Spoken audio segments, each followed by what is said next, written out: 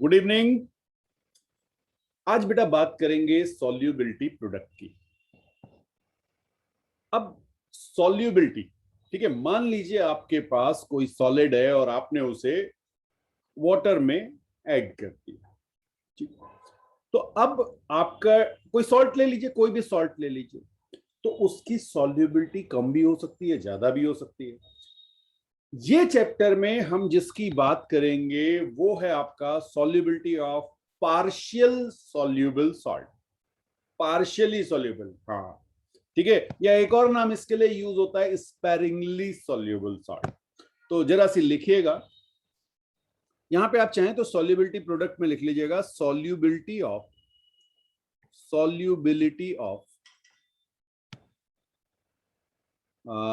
Partial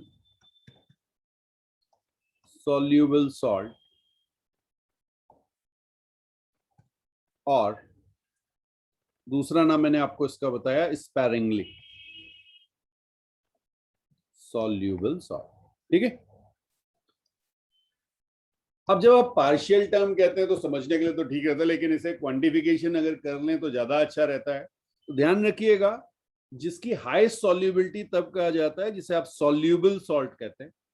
soluble salt का मतलब होता है जो सॉल्युबिलिटी है वो ग्रेटर देन 0.1 m हो। सॉल्युबिलिटी ग्रेटर देन, अच्छा अब मैं सॉल्युबिलिटी के लिए एक टर्म यूज करूंगा एस, अभी समझा भी देंगे आपको आगे क्या है, बट यहां पे मैं एस लिख दे रहा हूं, एस ग्रेटर देन 0.1 m। इसका मतलब ये तो आपका हो गया सॉल्युबल। ठीक है, इसकी बात इसमें नहीं होगी। इसके बाद है स्लाइटली सॉल्युबल। स्लाइटली सॉल्युबल जब आपसे कहा जाए इसका मतलब हो गया आपकी सॉल्युबिलिटी जो है, ओके इसको थोड़ा सा इधर लिख लेते हैं। हाँ, हमारी जो सॉल्युबिलिटी है वो 0.1 m से तो कम हो, बट 0.01 m से ज्यादा हो जाए, ये आपके स्लाइटली सॉल्युबल कहलाते हैं। बिल्कुल बिल्कुल, तो एक रेंज दे देंगे तो आपको क्लियर रहेगा ना कि हम किन की बात कर रहे हैं। और फिर हमारे पास आता है स्पेरिंगली सॉल्युबल। स्पेरिंगली सॉल्युबल का मतलब हो गया हमारी जो सॉल्युबिलिटी है वो 0.01 m से भी कम हो जाए। ठीक है, तो हम जिसमें इंटरेस्टेड हैं वो ये वाला है। अब बात यह है कि भाई ये सॉल्युबिलिटी क्या है, तो जरा समझिएगा ये सॉल्युबिलिटी है क्या। मान लीजिए आपने कोई सॉलिड लिया, ठीक है, और सॉलिड हम ले लेते हैं, लेट से बेरियम सल्फेट ले लेते हैं। एक सॉल्ट हमने ले लिया बेरियम सल्फेट, और ये हमारे पास सॉलिड है। इस सॉलिड को आपने वाटर में डाला। ठीक, तो होता क्या है कि ये जनरली आप इक्वेशन लिखते हैं, देखिएगा आप कहते हैं इस तरह से, आप इसमें इक्विलिब्रियम दिखाएंगे, आप कहेंगे ये Ba+2 एक्वस और साथ में सल्फेट आयन SA4 2 माइनस लिख लीजिए, -2 लिख लीजिए, या माइनस माइनस जैसे भी लिख लीजिए, एक्वस ऐसा लिख देते हैं आप। बट रियलिटी में क्या होता है कि ये जो BaSO4 है इसमें से एक बहुत छोटा सा अमाउंट, आप कह सकते हैं एस मोल्स, समझ में आया, इसमें से एक छोटा सा अमाउंट वाटर में सॉल्युबल होता है। ठीक, और ये आपका बनाता है BaSO4 एक्वस। ये BaSO4 एक्वस बहुत स्मॉल अमाउंट जो है सॉलिड का, ये वाटर में सॉल्युबल है, और ये आपको 100% आयनाइज होके दे देता है Ba+ और SA4 माइनस। ये बात समझ में आई? मैंने आपसे कहा सॉलिड पूरा का पूरा वाटर में डिसॉल्व नहीं हो रहा है, एक स्मॉल पार्ट उसका सॉल्युबल है।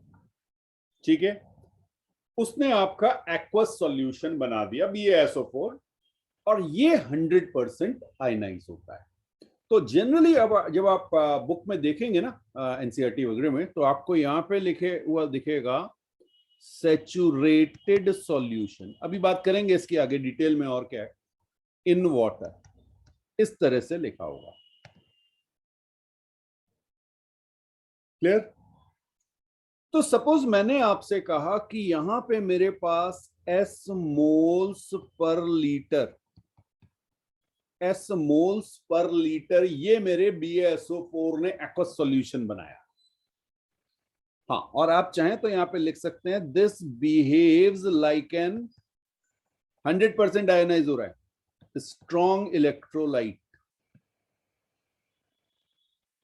ये जो एक्वस बना ना, यस। तो अगर आपसे कुछ भी मेंशन नहीं किया गया तो आपको क्या लेना है? 100% आयनाइजेशन। हाँ, कुछ क्वेश्चंस में वो 80% आयनाइजेशन भी कहेंगे, वो भी आपको दिखाएंगे। तो अब बेटा ये जो एस मोल्स पर लीटर की हम बात कर रहे हैं, ये क्या हो गई? Solubility in water. कुछ समझ में आया? बिल्कुल बिल्कुल, नोट कीजिए इसको। तो अब जरा देखें इसी इक्वेशन को मैं जनरल अब लिख देता हूं। BaSO4, यहां पे हमने लिखा सॉलिड। ये सॉलिड हमारा आयनाइज होके हमें देगा Ba+2 aqueous plus SO4 -2 aqueous. Clear? बहुत ध्यान से, क्योंकि BaSO4 सॉलिड है और सॉलिड का हमने आपसे कहा था कि इसका कंसंट्रेशन जो है वो कांस्टेंट। यस, तो यहां से अगर मैं के इक्विलिब्रियम लिखूंगा, यहां पे इक्विलिब्रियम मेंटेन हो चुका है बेटा, ध्यान रखिएगा। इक्विलिब्रियम मेंटेन हो चुका है किसके बीच? अनडिजॉल्व्ड सॉलिड और इन आयंस के बीच। फाइन। तो ये के इक्विलिब्रियम आपका क्या हो जाएगा? Ba+2 का कंसेंट्रेशन, ये प्रोडक्ट है, SO4 -2 का concentration divided by barium sulphate, ये जो सॉलिड है इसका कंसेंट्रेशन। फाइन। और हमने आपसे कहा था बिल्कुल उसी तरह से है, अगर आपको याद हो केमिकल इक्विलिब्रियम जब हम पढ़ रहे थे तो हमने एक केस देखा था जिसमें सॉलिड से गैसेस बन जाती, और वहां पे हमने आपसे कहा था कि सॉलिड का कंसेंट्रेशन तो कांस्टेंट ले लेना है या 1 ले लेना है। 1 नहीं होता, ऑब्वियसली वो कांस्टेंट होता है। 1 क्यों लिया था ये भी आपको समझाया था, एक बार फिर से समझाएंगे। यहां पे हमने आपसे कहा था कि ये कांस्टेंट है। फाइन। तो आप क्या करते हैं, एक नया कांस्टेंट ले लेते हैं, और ये कांस्टेंट आपका हो जाता है के equilibrium multiplied by concentration of barium sulphate solid. मैं इस एग्जांपल के लिए आपको बता रहा हूं, ये एक नया कांस्टेंट आया, इसे हम कह देते हैं KSP। KSP that is concentration of Ba+2 and SO4 -2। कुछ बात समझ में आई? बिल्कुल। अब आप क्या कहेंगे? देखिए आपको कितने मोल्स Ba++ और कितने मोल SO4 मिलेंगे? हाँ जरा देखें भाई, ये S मोल्स था ना, तो ऐसी तो मिलेंगे क्योंकि वो 100% आयनाइज हो गए। जो एक्वस सॉल्यूशन बना था वो S मोल्स पर लीटर बना था BaSO4 का, और जब ये आयनाइज होंगे, क्योंकि ये स्ट्रॉन्ग इलेक्ट्रोलाइट की तरह बिहेव कर रहा है, तो इससे आपको S और S मिल जाएगा। तो आप क्या कह सकते हैं? KSP is equal to S²। Fine. ये जो KSP मैंने लिखा है ये क्या है? बिल्कुल, ये जो आपकी इक्वेशन लिखी हुई है इसका इक्विलिब्रियम कांस्टेंट है, उसके साथ BaSO4 मल्टीप्लाई हुआ है कंसेंट्रेशन ऑफ BaSO, सॉलिड का कंसेंट्रेशन वो कांस्टेंट है, इसलिए हम उसे उसकी चिंता नहीं करेंगे, वो दिया नहीं होगा आपको। ठीक है, तो एक नया हमारे पास कांस्टेंट आ चुका है, दैट इज KSP। चलिए कुछ और केसेस देखते हैं। ठीक, मान लीजिए एक एग्जांपल मैं और ले रहा हूं। मैंने आपसे कहा AgCl, silver chloride. Silver chloride, बहुत ध्यान से, सबको पता है ये क्या बनाएगा? सिल्वर क्लोराइड आपको देगा Ag++Cl-। यहां पे ध्यान रखिएगा ये सॉलिड है। तो अब अगर आप KSP लिखेंगे तो KSP आपका क्या हो जाएगा? S²। जैसे पहले किया था बेरियम सल्फेट वाला, बिल्कुल वैसा है। अभी थोड़ा सा चेंज करके दिखाऊंगा आपको, जब आयंस चेंज होंगे तब क्या होगा। कोई डाउट? ओके, कोई डाउट नहीं। नेक्स्ट देखिए, Ag2SO4 सिल्वर सल्फेट। हाँ जी, यहां पे ये आपको देगा 2Ag plus plus SO4 minus minus. बहुत ध्यान से इसको समझना। हुआ क्या था, इसके S moles per litre dissolve हुए थे वाटर में। इसके बाद फर्दर आयनाइजेशन हुआ था 100%। तो Ag प्लस कितना मिलेगा, 2S, और SO4 माइनस माइनस कितना मिलेगा, S। कुछ बात समझ में आई? अच्छा, अब जरा देखो KSP क्या लिखोगे। अब ये सब सिखाया हुआ है बिल्कुल वैसे ही जैसे केमिकल इक्विलिब्रियम में किया था, हेट्रोजीनियस केमिकल इक्विलिब्रियम। 2S का whole square multiplied by S। कुछ बात समझ में आई? तो ये आपका आ जाएगा 4S3।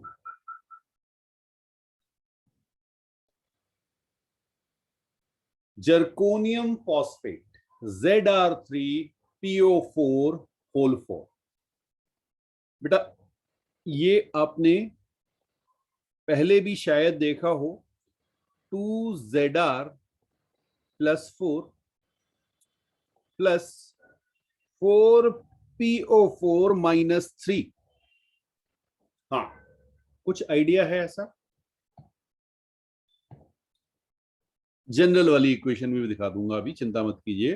बट अगर आपके पास कोई भी A2B3, जैसे अगर मैं आपसे कहूं A2B3 है ना, तो ये आपको कौन कौन से आयन होंगे इसमें, A+3 और B-2, ऐसे ही लिखते थे बिल्कुल। और बैलेंस करने के लिए आप यहां पे लिख देंगे 3 और यहां पे लिख देंगे 2। ये कुछ समझ में आया? बस बिल्कुल इसी तरह से मैंने ऊपर इसको इक्वेशन को बनाया है।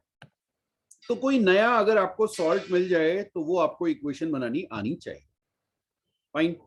अब जरा देखना, इसमें से S जो है वो डिसॉल्व हुआ है, आगे बनाएगा तो 3S जर्कोनियम वाले आएंगे +4, और फिर फॉस्फेट आयन 4S। ये कितनों को समझ में आ गया? ठीक है। अच्छा, तो KSP की वैल्यू क्या लिखूंगा? ये तो सॉलिड है ना बेटा, ये सॉलिड है, इसकी तो चिंता ही मत करो ना, ये तो सॉलिड है। ये आपने सॉलिड डाला था वाटर में और थोड़ा सा सॉल्युबल हुआ, उसके बाद वो आगे आयनाइज हो गया। बिल्कुल बिल्कुल। तो KSP 3S होल क्यूब, देख रहे हैं? यस, जो कोफिशिएंट सामने लिखा हुआ उसको पावर में लगाना है, 4S पावर होल 4। ठीक है, चेक कर लो, चेक कर लो। तो 3 की पावर 3 किया, 3 3 9, 3 27 S3 तो ये आया, मल्टीप्लाइड बाय 4 पावर 4, 4 स्क्वायर किया तो 16, 16 का स्क्वायर 256 आ गया बेटा। 4 power 4 is 256 S to the power 4। Okay, इन दोनों को आपको मल्टीप्लाई करना पड़ेगा, 27 इंटू 256। अच्छा जी, क्या बता रहे हैं, 6912 S टू दी पावर 7, ऐसा आ गया। ओके, बिल्कुल बिल्कुल, 6912 S टू दी पावर 7 ये आ जाएगा। चलिए, अच्छा एक जनरल देख लीजिए, कोई भी आपको सॉल्ट मिले, मान लीजिए मैंने अभी आपको बताया था मैंने A2B3, इसको चेक कर लो, A2B3। ठीक है, ये आपको देगा 2A+3 प्लस 3B-2, तभी तो बैलेंस होंगी। यस। अब आपने कहा भाई आपके पास सॉल्युबिलिटी है S, इस S सॉल्युबिलिटी से जो आपको आयंस मिलेंगे वो 2S और 3S मिलेंगे। ओके, तो KSP कितना हो जाएगा, KSP 2s whole square multiplied by 3s whole cube. Fine, क्या लिख दें?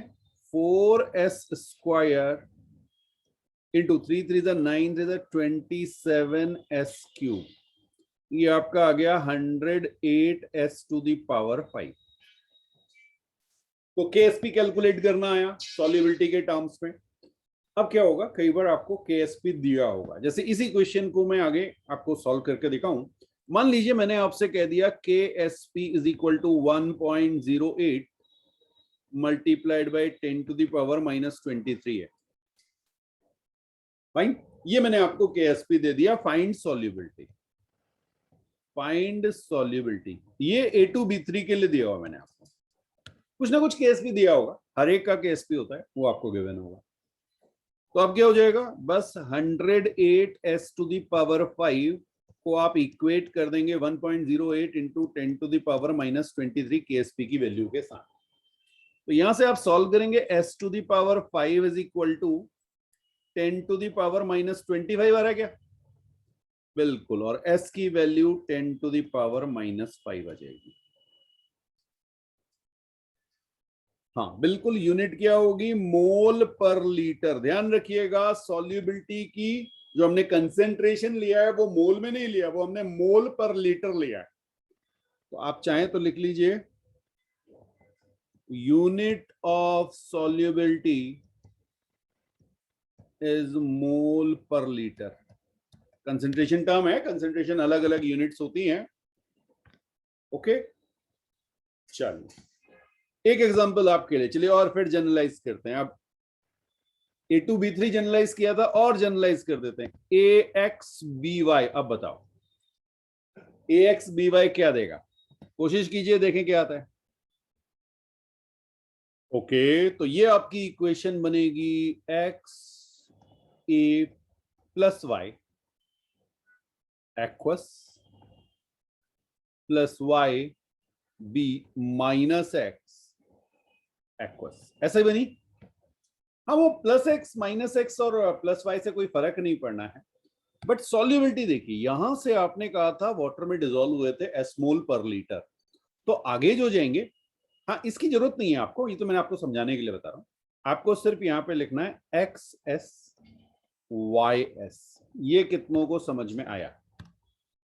ठीक।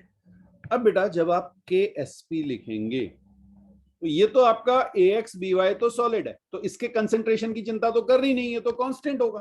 तो के एस पी आपका आ जाएगा X S to the power X Y S to the power Y.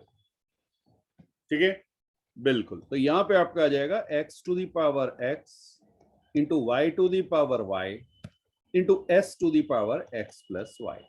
ये आपका के एस पी बिल्कुल जनरल, अगर आप रटना चाहें, वैसे नहीं भी रटे तो भी आप इक्वेशन बना के, मैंने इसीलिए आपको हर तरह की प्रैक्टिस करा दी, कोई भी क्वेश्चन आ जाए आप इस तरह से इसे लिख सकते हैं।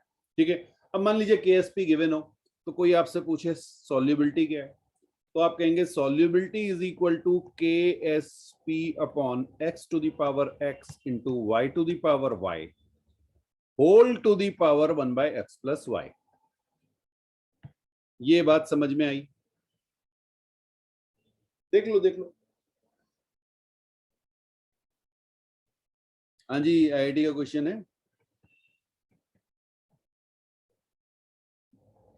बिल्कुल। चलिए एक एग्जांपल और देख लेते हैं, एक एग्जांपल और देख लेते हैं। यहां पे आपको केएसपी दिया हुआ है PbI2 के लिए, और इसकी वैल्यू आपको दी हुई है 4 इंटू 10 टू द पावर -12। ठीक है, find solubility of ionization, oh sorry, एक minute, find solubility of PbI2 if ionization is 80%। अब समझना बेटा, मैंने आपसे अभी तक कहीं मैं मेंशन नहीं कर रहा था कि आयनाइजेशन कितना है, मैंने कहा था 100% आयनाइजेशन, स्ट्रॉन्ग इलेक्ट्रोलाइट। अब यहां पर मेंशन कर दिया गया 80% आयनाइजेशन। अब क्या होगा जरा से समझिए। PbI2 ये आपका बना, आपने कहा सर सॉल्युबिलिटी S है, तो इसमें से S मोल पर लीटर वाटर में डिजोल्व हो चुका है। ये फर्दर आयनाइज होंगे, और कितना आयनाइज होंगे? 80%। और इक्विलिब्रियम जो बनेगा वो किसके बीच बनेगा? Pb+2 + 2I-। ये समझ में आया? चलो, तो अगर 80% आयनाइज हो रहा है तो S में से Pb+2 कितना बनेगा? 80% का मतलब 0.8। ये समझ में आ रहा है? हाँ, बस ये था 80% आयनाइजेशन का मतलब। अगर ये मेंशन नहीं होता तो आप 100% सीधे सीधे S और 2S लिखते, बट यहां पर आप 0.8S और 1.6S लिखेंगे। क्लियर? कुछ बात समझ में आई कि ऐसा क्यों हुआ? भाई सॉल्युबिलिटी S है, S तो डिसॉल्व हो गया, वाटर का कुछ पोर्शन जो था S मोल्स पर लीटर जो है वो PbI2 में PbI2 जो है वो वाटर में डिसॉल्व हो। अब फर्दर जो आयनाइजेशन हो रहा है, हमने अगर मेंशन नहीं किया गया तो हमने आपसे कहा 100% पानी है, यहां पे मेंशन कर दिया। भाई आईआईटी में आया क्वेश्चन है तो कुछ ना कुछ तो करेगा ना, तो 80% जो है कह दिया उसने। बिल्कुल, तो अब आपने कॉमन सेंस लगाया, आपने कहा 80% का मतलब S में से 80% यानी 0.8S Pb+2 बन गया और ये बन गया। तो जरा देख लें भाई, KSP कितना बन गया आपका? KSP is equal to 0.8S multiplied by 1.6S का होल स्क्वायर। फाइन। अच्छा, KSP आपको गिवन है, आपने कहा 4 इंटू कितना दिया है? 10⁻⁻12, that is equal to 0.8 into 2.56। 1.6 का स्क्वायर करेंगे आ जाएगा, साथ में यहाँ S3। कुछ इस तरह की कंडीशन बनेगी और आपको सॉल्युबिलिटी निकालनी है, तो आपने कहा S3 is equal to 4 into 10⁻⁻12 divided by, okay ये कितना आ रहा है? 8 इंटू 256 इंटू 10⁻⁻3 लिख देता हूं बेटा मैं, ठीक है? यस, तो यहाँ पे आप देखेंगे ये कुछ कैंसिल हो जाएगा, 4 से 2 टाइम्स ये आपका आ रहा है 10⁻⁹ अपॉन 512। ओके,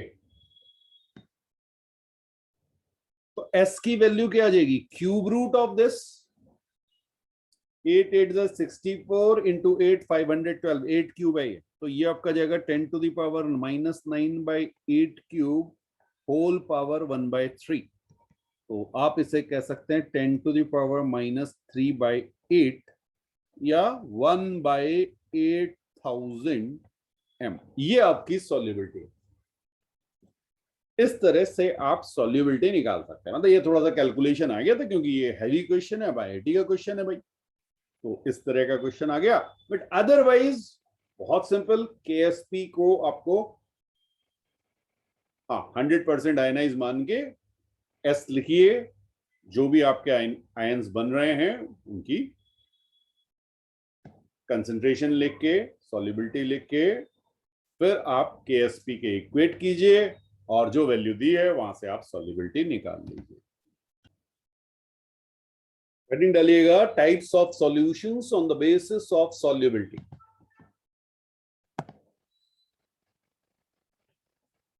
पहला है बेटा सैचुरेटेड सॉल्यूशन, नाम सुना है सबने? सैचुरेटेड सॉल्यूशन, हाँ क्या समझ में आता है? एक ऐसा सॉल्यूशन जिसमें जब आप सॉल्यूट या सॉलिड डालेंगे तो उसका जो हाँ सॉल्युबिलिटी है वो चेंज ना हो, वो कांस्टेंट हो जाए irrespective of addition of solid. Very good, फिर से समझते हैं, फिर से समझते हैं। हाँ मैंने आपसे कहा देखिए सबसे पहला जो इसमें इंपॉर्टेंट टर्म है ना, वो है आपको एक टेम्परेचर फिक्स करना हो, ठीक। So at a given temperature, if the solubility of salt remains constant during further addition of solute or solid, then it is known as saturated solution. दिखा दूं? ओके, लिख लीजिए at a given temperature, अभी बताऊंगा, अभी clear हो जाएगा, चिंता मत कीजिए, पहले ये डेफिनेशन लिख लीजिए। Eight a given temperature, if the solubility of salt remains constant during further addition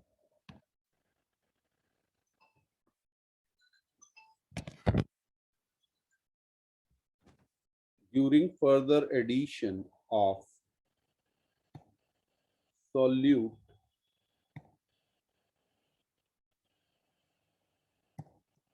then it is known as saturated solution. Fine.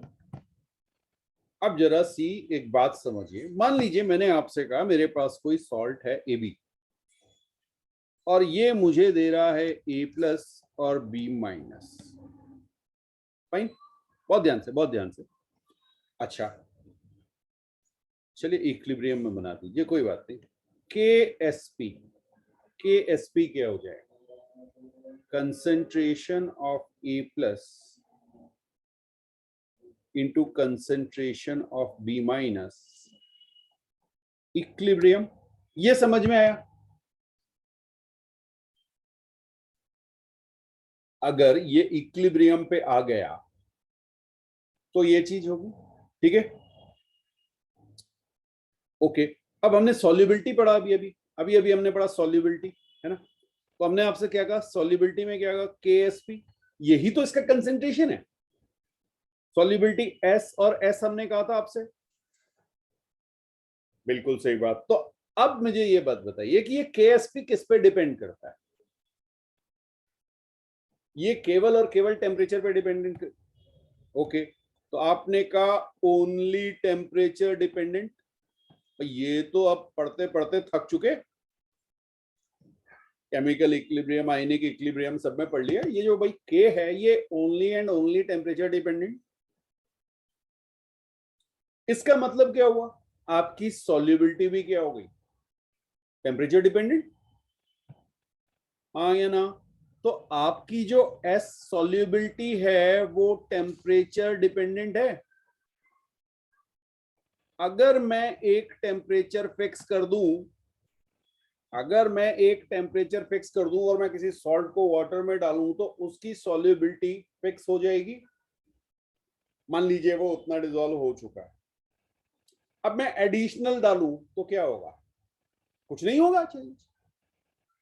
समझ में आया? जितना होना था वो हो चुका, उसका सैचुरेशन आ चुका।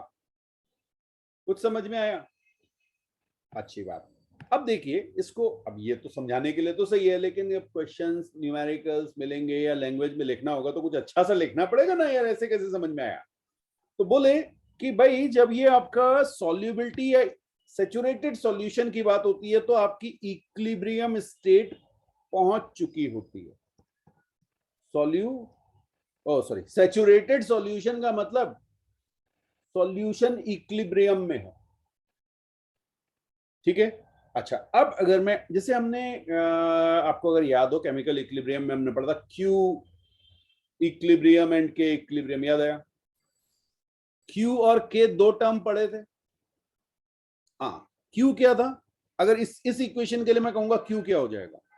Concentration of A+ and concentration of B- at any time, यही तो था। Q क्या कहा था हमने? किसी भी टाइम पर। और K क्या कहा था? K इक्विलिब्रियम पर, है ना? यस। तो अब अगर हम बात करें, मैं यहां पर एक नया टर्म लिख देता हूं QSP,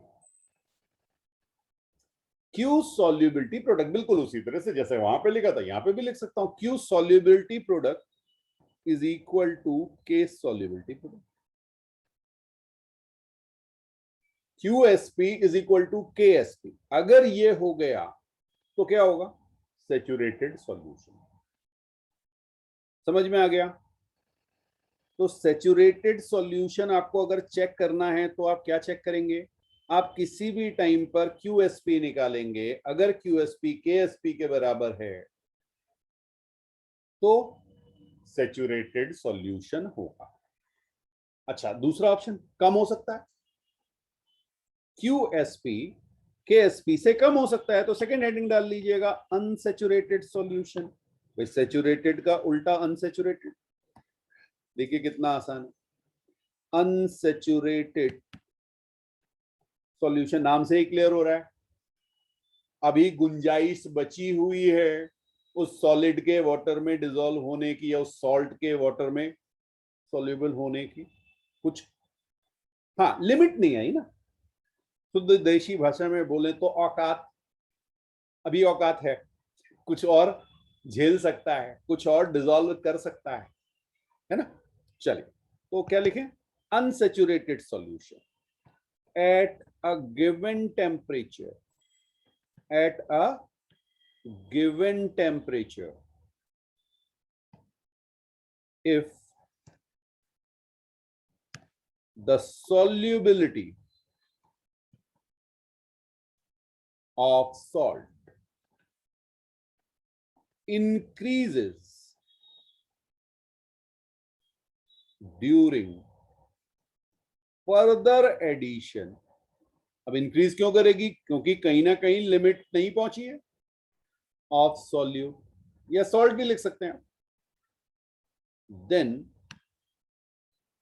it is known as unsaturated solution. Unsaturated solution. कुछ बात समझ में आई? बिल्कुल। तो आप कहेंगे भाई जो QSP हमारा है ये KSP से अगर कम है तो इसका मतलब अभी मेरी रिएक्शन फॉरवर्ड डायरेक्शन में मूव कर सकती है। फॉरवर्ड डायरेक्शन में मूव करेगी तो A+ और B- के कंसेंट्रेशन इंक्रीज होने के चांसेस हैं, और अगर ये हो रहे हैं तो मेरा सॉल्यूशन अभी सैचुरेटेड स्टेट पे नहीं पहुंचा है। कुछ कुछ बात समझ में आई? तो ये दोनों तो ठीक ठीक हो गए, समझ में भी आ गए। अब एक और होता है थर्ड, ये हेडिंग डालिएगा। भाई तीसरा केस एक ही बचा हुआ है, उसको जरा समझ लेते हैं, बड़ा इंटरेस्टिंग सा है। इसको कहते हैं super saturated, super saturated solution. बोले सुपर, ये नाम कहीं आता है तो दिमाग में सबसे पहले सुपरमैन की याद आती है, कुछ ना कुछ एक्स्ट्रा ऑर्डिनरी है। सुपर का मतलब यही है ना। हाँ, तो सुपर सैचुरेटेड सॉल्यूशन का मतलब कुछ तो अनोखी चीज होगी, कुछ तो अलग होगा। तो देखिए होता क्या है, अभी अभी हमने आपसे बात की कि अगर हम टेम्परेचर को रेज करेंगे, टेम्परेचर को रेज करेंगे तो आपका KSP बढ़ जाएगा, KSP बढ़ जाएगा तो सॉल्युबिलिटी भी बढ़ जाएगी। ये ध्यान रखना, ठीक है, क्योंकि सॉल्युबिलिटी टेम्परेचर पे डिपेंडेंट आ गई। ये हम अभी अभी हमने कई बार इक्वेशन बना के देख लिया। तो सिंपल सी अगर मैं आपसे बात करूं, मान लीजिए मेरे पास कोई सॉल्यूशन है और 20 डिग्री सेंटीग्रेड पे वो इक्विलिब्रियम पे है, ठीक, 20 डिग्री सेंटीग्रेड पे इसका कुछ KSP आ गया। बहुत ध्यान से समझना इसको। अब आपने क्या किया, you raise the temperature to 40 degree, ठीक है, आपने टेम्परेचर को रेज कर दिया तो क्या होगा, आपका KSP इंक्रीज हो जाएगा, KSP इंक्रीज हो जाएगा, आपकी सॉल्युबिलिटी भी इंक्रीज हो जाएगी। भाई मान लो यहां पे S है, ये जो S डैश है ये S डैश S के कंपैरिजन में इंक्रीज हो गई होगी। अच्छा, आपने क्या किया, सडनली इसको 20 डिग्री सी पे ले आए, 40 डिग्री पे सॉल्युबिलिटी इंक्रीज हो गई थी, ज्यादा डिसॉल्व हो गए थे, अब खट से नीचे ले आए, क्या होगा? मैं आपको वही इक्वेशन दे रहा हूं, A B A plus plus B minus, बहुत ध्यान से समझना बेटा, आपके पास ये कंसेंट्रेशन ज्यादा है, हाई कंसेंट्रेशन है, इक्विलिब्रियम आपने 40 पे ले गए थे और 40 से आप खट से नीचे ले आए, 20 पे ले आए, तो क्या होगा? आपकी ये रिएक्शन बैकवर्ड डायरेक्शन में शिफ्ट हो जाएगी। बैकवर्ड डायरेक्शन में शिफ्ट होने का मतलब आपका ये जो ए प्लस और बी माइनस है ये आपको सॉलिड बना के दे रहा होगा, इसे कहते हैं प्रेसिपिटेशन, ठीक है? तो आपकी जो रिएक्शन है वो बैकवर्ड डायरेक्शन में शिफ्ट होगी और प्रेसिपिटेट करने लगेगा, ये सॉलिड बनना मतलब प्रेसिपिटेट होना। कुछ बात समझ में आई? तो इसके लिए अगर सिंपल वे में हम देखें तो QSP हमारा ग्रेटर हो जाएगा QSP से। क्यों? यार मैं उसको 40 डिग्री से सडनली मैंने टाइम दिया नहीं, 20 डिग्री पे ले आया, तो QSP मेरा किसके हिसाब से हो जाएगा? 40 के हिसाब से, और KSP मेरा किसके हिसाब से? 20 डिग्री के हिसाब से। आप इसको ऐसे भी कह सकते हो, 40 डिग्री वाले को कंपेयर कर रहे हैं 20 डिग्री के साथ, तो ऑब्वियसली वो ज्यादा ही होगा। तो ज्यादा होगा और आप इक्वेट करने की कोशिश करोगे तो क्या करेगा? बैक डायरेक्शन में रिएक्शन को भेजेगा, रिवर्स डायरेक्शन में। तो एक बार सुपर सैचुरेटेड सॉल्यूशन के लिए हम कोशिश करते हैं कि अगर हम इसको लिख दें, कैसे लिखेंगे? लिखिएगा, ऑन इंक्रीजिंग द टेम्परेचर, से टी टेम्परेचर है, ठीक है, ऑफ सैचुरेटेड सॉल्यूशन, एक ऐसा सॉल्यूशन जो इक्विलिब्रियम स्टेट पे था, इक्विलिब्रियम स्टेट मतलब वो सैचुरेटेड सॉल्यूशन था, ठीक है? हाँ, तो अब आपने उसके टेम्परेचर को इंक्रीज कर दिया तो आपकी सॉल्युबिलिटी क्या होगी? इंक्रीज करेगी, सॉल्युबिलिटी इंक्रीजेस, ठीक है? If we compare the solution at higher temperature, ठीक है, with the solution at lower temperature at temperature T, ये ध्यान रखना। हाँ, अब इसका मतलब क्या है कि QSP, ये QSP मेरा किसके करस्पॉन्डिंग है? 40 डिग्री के, और इसको मैं कंपेयर कर रहा हूं KSP किसके? 20 डिग्री के साथ,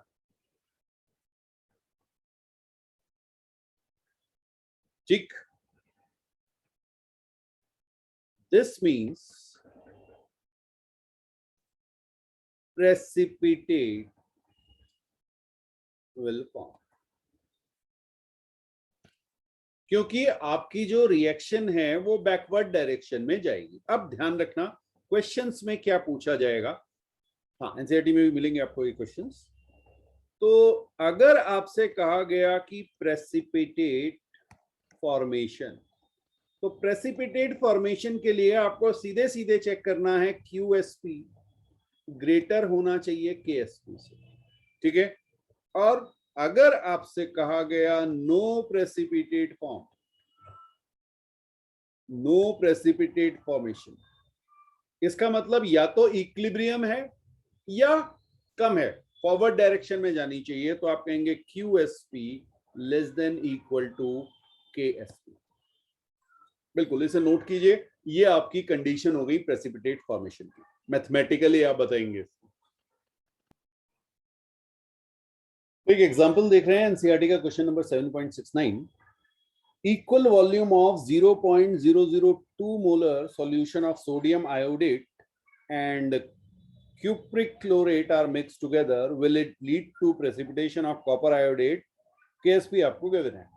अब बेटा एक ट्रिक आपको बता दूं, कई बार ये समझ में नहीं आता, वो लिखता है कि प्रेसिपिटेशन होगा कि नहीं होगा और किसका होगा ये नहीं बताता।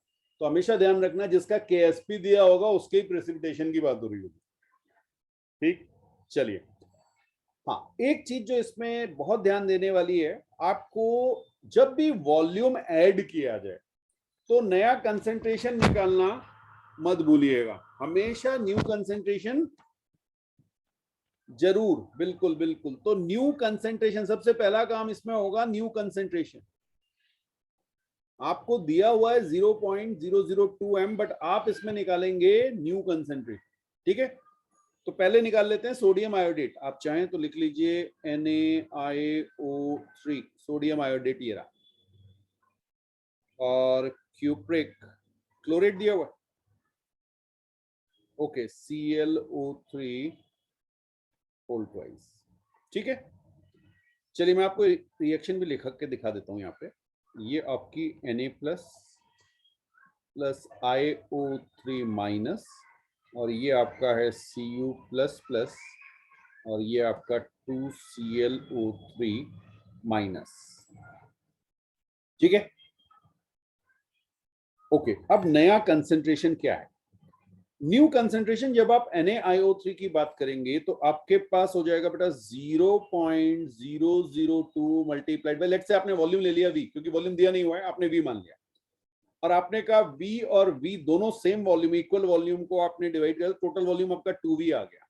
तो ये आपके पास 0.001 m आ गया। चेक कीजिए जरा, न्यू कंसेंट्रेशन दोनों का ही 0.001 m आ गया। ओके, अब क्या हुआ भाई, जब आपने इसको डाला तो ये आपके पास 0.001, 0.001, ये भी 0.001, 0.001 ये आया। ठीक है, अब बनना क्या है? अब बनना क्या है ये सोचो। बन रहा है Cu,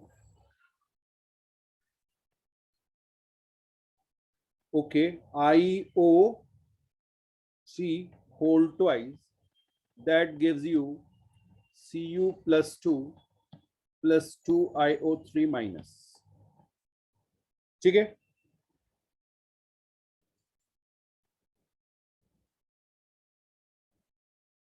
बिल्कुल बिल्कुल। अब QSP क्या होगा?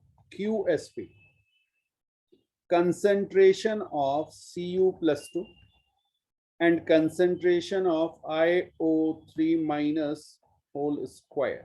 ये समझ में आया बेटा? नहीं समझे? नहीं समझे? जब आपने कंटेनर लिया, आपने उसमें चीजें डाली हैं, तो आपके पास कॉपर प्लस ये दिया हुआ है, ठीक है, और आयोडेट आयन आपको ये दिया हुआ, बिल्कुल। तो अब आप इन्हीं से तो QSP कैलकुलेट करेंगे। तो आपने QSP कैलकुलेट किया, ये कितना आ गया? 0.001 मल्टीप्लाइड बाय 0.001 होल स्क्वायर। ठीक है, कितना हो गया? 10 to the power -9 m, ये आ गया। बिल्कुल सही बात। और KSP आपको क्या दिया हुआ है? KSP क्या दिया हुआ है?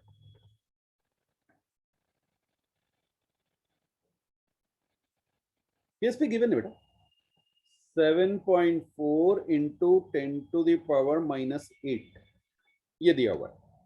अब बस चेक कर लो QSP KSP से बड़ा है या छोटा है।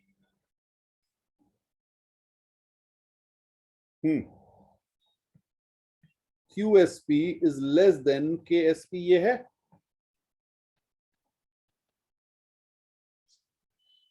अगर ये है तो प्रेसिपिटेशन हो नहीं सकता। प्रेसिपिटेशन की कंडीशन आपको लिखाई है, QSP should be greater than KSP।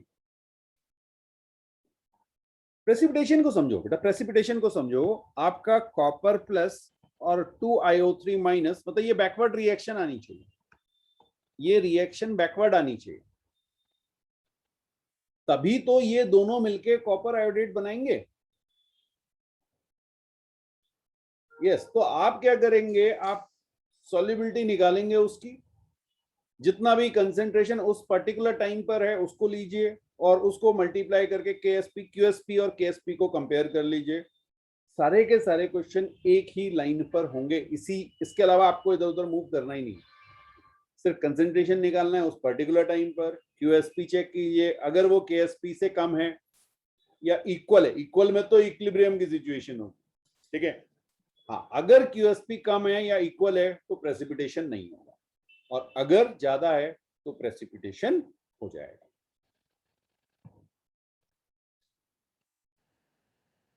Heading डालिएगा common ion effect in solubility. हाँ, सीधे एग्जांपल से ही आपको करा रहा हूं, इसमें कॉमन आयन हम बहुत बार आपको सिखा चुके हैं, ठीक है। मान लीजिए मैंने आपसे कहा कि ओके, फाइंड द, क्वेश्चन लिख लीजिए, find the solubility, find the solubility of AgCl solid in 0.1 m AgNO3 solution। हाँ, और यहां पे आपको मैंने KSP AgCl गिवन है आपको, ओके, इसे 10 to the power minus 10 लिख लीजिए, थोड़ा सा कैलकुलेशन आसान हो जाएगा, ठीक है। ओके, अब क्या होगा, पहले हम जरा बात करते हैं, अगर मेरे पास AgCl सॉलिड है तो ये जब मेरा आयंस में ब्रेक हो रहा होगा तो ये मुझे Ag प्लस और Cl माइनस दे रहा होगा, ठीक है। अच्छा, अगर पहले ये मान लीजिए AgNO3 नहीं था, अगर नहीं था तो क्या होता, आप कहते हैं सर ये S और S जो इसकी सॉल्युबिलिटी है इतना मुझे Ag प्लस और Cl माइनस दे देगा, ठीक है। लेकिन यहां पर आपके पास AgNO3 की वजह से Ag प्लस, कॉमन आयन कौन सा है, Ag प्लस, ये और आ जाएगा, है ना। हाँ, अब इसके तो कंसेंट्रेशन ये देखिए दिया हुआ है 0.1 मोलर का है, और मैंने आपसे कहा था कि भाई ये तो ज्यादा होता है, ठीक। तो आप यहाँ पे क्या लिख लेंगे, ओके, यहाँ पे आपने Ag प्लस लिख लिया 0.1, आप चाहें तो यहाँ पे मेंशन कर लीजिए this is due to AgNO3, ये AgNO3 से आएगा कॉमन आयन इफेक्ट। कुछ बात समझ में आई। तो जो कॉमन आयन है कहीं से वो अगर ज्यादा आ रहा है तो उसको भी कंसंट्रेशन को आपको लिखना है, कम आ रहा है तब भी लिखना है, ठीक है। दोनों को कंसीडर करना है कॉमन आयन को। अब जरा मुझे बता दो केएसपी क्या हो गया, इस पर्टिकुलर इक्वेशन के लिए केएसपी क्या हो गया, S प्लस 0.1, ये तो Ag प्लस का कंसेंट्रेशन हो गया मल्टीप्लाइड बाय S। कुछ बात समझ में आई। अच्छा जी, अब बड़ी मजेदार बात है, ये आपको गिवन है 10 to the power minus 10, ठीक। मुझे ये बताओ S और 0.1 में से कौन बड़ा, और बहुत बड़ा या बहुत छोटा। ओके, S नहीं पकड़ में आ रहा। अच्छा, एक काम करते हैं, मान लो AgCl कोई कॉमन आयन नहीं होता, AgCl Ag plus plus Cl minus दे रहा होता, अब क्या होता, अब क्या होता, S और S ऐसे लिखते, KSP क्या लिखते, S स्क्वायर, KSP को S स्क्वायर लिखते ना, ये कितना हो जाता 10 to the power minus 10, यहां से आपकी सॉल्युबिलिटी कितनी आती 10 to the power minus 5 m। ये बात समझ में आई। तो आपकी जो सॉल्युबिलिटी है वो 10 to the power minus 5 पहले इतनी थी, 10 to the power minus 5 0.5 के 0.1 के कंपेरिजन में बहुत कम है। तो ऑब्वियसली S जो भी होगा कॉमन आयन की वजह से और कम होना चाहिए, क्योंकि आपकी रिएक्शन किधर जाएगी, सोच के बताओ। कॉमन आयन Ag प्लस आ रहा है, रिएक्शन किधर जाएगी, फॉरवर्ड या बैकवर्ड, या इक्विलिब्रियम मेंटेन रहेगा। आप Ag प्लस को बढ़ा रहे हैं, बिल्कुल सही बात, ये बैकवर्ड डायरेक्शन में मूव करेगी ना, बैकवर्ड डायरेक्शन में मूव करेगी, बिल्कुल सही बात है। Ag प्लस का कंसेंट्रेशन बढ़ रहा है तो कंसेंट्रेशन इक्विलिब्रियम वाला लाने की कोशिश करेगा। बहुत बढ़िया, बहुत बढ़िया। तो यार ये S को मैं नेग्लेक्ट कर सकता हूं, हाँ या ना। देखिए, नेग्लेक्ट करने के पीछे प्रॉपर लॉजिक होगा कि क्यों कर रहा हूं, ये पहले ही इतना कम था और ये इससे भी कम होने वाला है, अभी दिखा दूंगा। ओके, तो यहां से आप कहेंगे ये इक्वेशन आपकी क्या हो जाएगी, S into 0.1 is equal to 10 to the power minus 10। यहां से S की वैल्यू क्या आ गई बेटा, एस की वैल्यू आ गई 10⁻⁻⁹m। चेक करो, तो आपकी जो सॉल्युबिलिटी है वो 10⁻⁻⁹m आई है।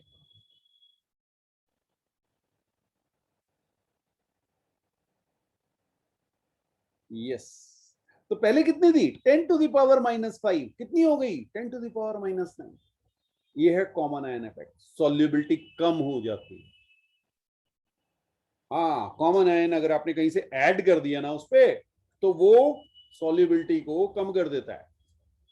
बिल्कुल इस तरह के क्वेश्चंस मिलेंगे। एक और क्वेश्चन देखिएगा, यहां पे देखिए, find the solubility, find the solubility of PbI2 in 0.1 mKi solution। ठीक, और KSP PbI2 की आपको दी हुई है 10⁻⁻12। बहुत ध्यान से,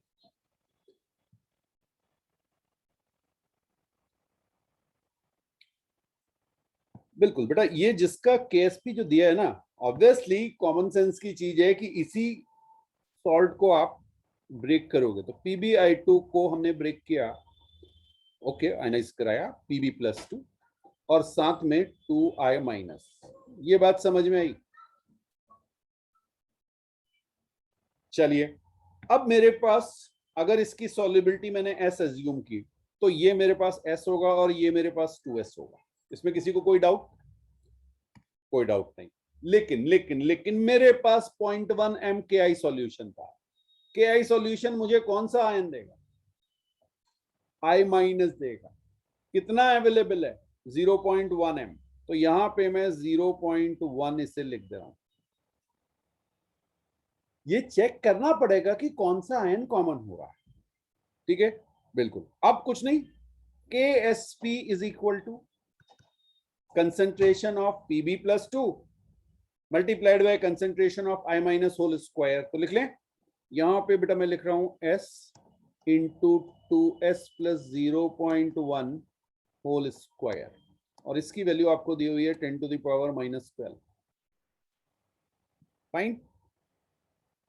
हाँ, इस पर्टिकुलर केस में क्योंकि सॉल्युबिलिटी, आप इसकी सॉल्युबिलिटी की बात कर रहे हैं, मैंने पहले ही आपसे कहा स्पैरिंगली। हाँ, क्या कह रहे हैं? नहीं नहीं बेटा, अगर वो सॉल्युबल ज्यादा है ना, अगर, हाँ, स्पैरिंगली सॉल्युबल के लिए कहा है ना मैंने, जो बहुत कम शुरुआत में ही, जो जहां से हमने शुरुआत की, मैंने पहले ही आपको बता दिया कि वो जो आपकी वाटर में जब आप सॉल्ट को ऐड कर रहे हैं, तो उसमें से बहुत कम सॉलिड पार्ट वाटर में सॉल्युबल है। ठीक है, तो एस तो आपका बहुत कम दिया ही हुआ। जब आपको 0.1 के कंपैरिजन में उसके साथ कंपेयर करा, तो आपको पता है कि इसको मुझे नेग्लेक्ट कर देना, इसमें बहुत ज्यादा सोचना नहीं है। और मैंने इसीलिए आपको वो वैल्यूज लिखा दी थी कि किसे हम सॉल्युबल कहेंगे, किसे हम स्पेरिंगली सॉल्युबल कहेंगे। तो वहीं से आप जो डायरेक्टली भी लिख सकते थे। तो यहां से अगर आप देखें तो S into 10⁻⁻2 is equal to 10⁻⁻12, ये आ रहा है। बिल्कुल, तो सॉल्युबिलिटी आपकी आ गई 10⁻⁻10 m। हाँ, हमारा जो सॉल्युबिलिटी का यूनिट मैंने आपको बताया मोल्स पर लीटर, तो मोलैरिटी होगी ना बेसिकली। यस, नोट कीजिए, फिर आगे बात करेंगे। एक एग्जांपल दिया हुआ बेटा, if water is added in the saturated solution of AgCl solid, then select the correct statement. Solubility of AgCl solid increases, solubility of AgCl solid decreases, amount of Ag plus in solution increases, amount of AgCl solid in solution decreases।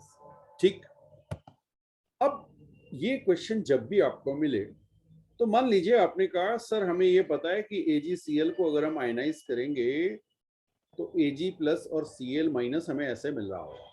ठीक है, हाँ, और थोड़ा सा समझने के लिए अगर आपने सॉल्युबिलिटी के टर्म्स में इसको ऐसे लिख भी दिया, यहाँ तो सॉलिड लिखना ही है आपने। ठीक है, ये सॉलिड का है, हाँ, इस ध्यान रखिएगा, ये सॉलिड है।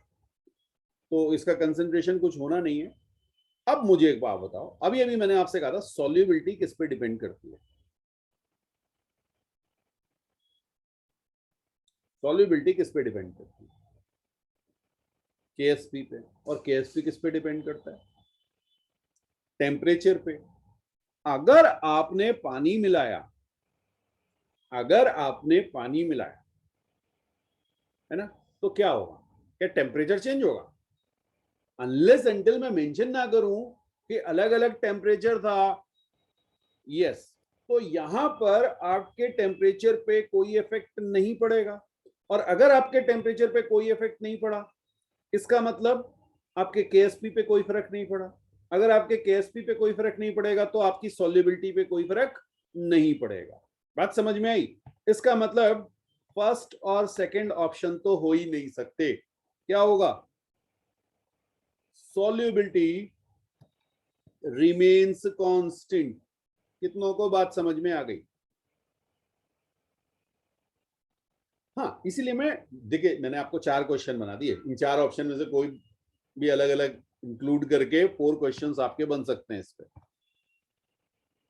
अब बात आई कि Ag प्लस, हाँ ये मोल्स वाली कहानी।